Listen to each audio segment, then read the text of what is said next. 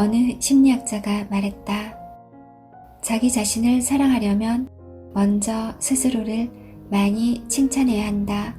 또한 자신의 감정을 있는 그대로 받아들이고 자신을 위해 감동하고 자신을 위해 눈물 흘리며 충분한 동정심과 연민을 가져야 한다. 자기 자신에게 따뜻함을 베풀어라. 하지만 그의 말처럼 자기 자신을 있는 그대로 사랑하는 사람은 드물다. 대다수가 여전히 자신이 진심으로 원하는 것은 외면한 채 강박적으로 극단적 완벽함을 추구한다. 정신분석학자 카렌 호나이의 말처럼 자신에게 가장 가혹한 폭군으로 군림하는 것이다. 사실 우리의 부족함 뒤에는 드러나지 않는 빛이 숨어 있다. 그림자가 생기는 이유는 빛이 있기 때문이다.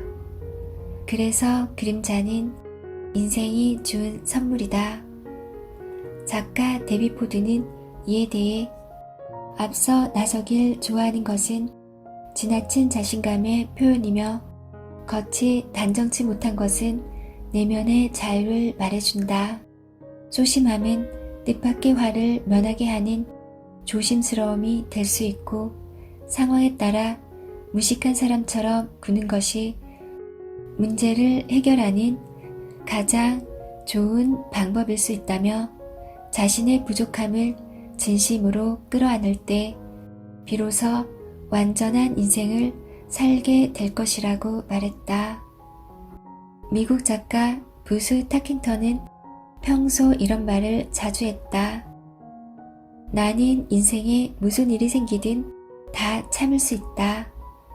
하지만 단 한 가지, 눈이 멀어버리는 것만큼은 참을 수 없다.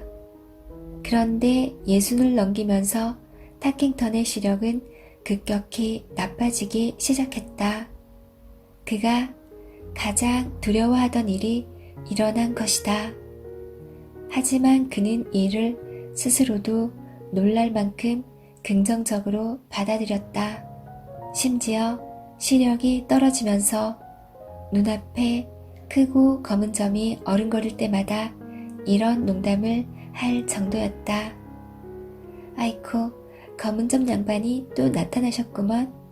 날씨가 이렇게 좋은데 어디 가시는 길인가? 마침내 시력을 완전히 잃은 후 타킹턴은 이렇게 말했다.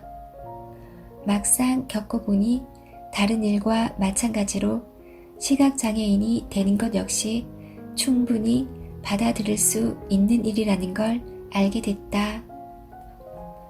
아마 나머지 오감을 모두 잃는다 해도 괜찮을 것이다. 왜냐하면 감각을 잃어도 나는 여전히 나의 마음과 생각 속에서 살아갈 수 있기 때문이다. 눈이 완전히 멀기 전에 타킹턴은 시력 회복을 위해 1년 동안 무려 12번의 수술을 받았다. 그리고 수술을 받을 때마다 인간의 눈처럼 세밀한 기관을 수술할 수 있을 정도로 의료기술이 발달한 시대에 태어난 것이 얼마나 행운인지를 생각했다고 한다. 만약 수술을 12차례나 받고도 결국 시력을 잃었다면 보통 사람은 아마 굉장히 신경질적이고 우울하게 변했을 것이다. 그러나 타킹턴은 이 일로 오히려 인생이 허락한 모든 것을 겸허히 받아들이는 법을 배웠다. 또한 인생은 그가 감당하지 못할 일이나 받아들일 수 없는 일을 절대 주지 않는다는 사실도 깨달았다.